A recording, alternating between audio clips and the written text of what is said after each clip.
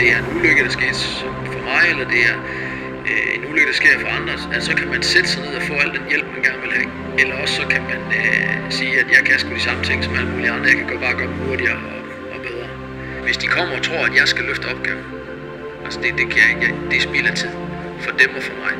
Fordi det er deres liv, det er deres skader, det er deres kost, det er deres måde at sove på, det er deres rytmer, det er deres livsstil, det er deres, hvad drikker de, hvad spiser de, hvad vil de gerne have ud af det. Det er deres valg. Når man rammer den fornemmelse af, at hele kroppen den arbejder sammen, en ubeskrivelig fornemmelse i kroppen, hvis ikke man bliver glad i låget, det er så ved at strække.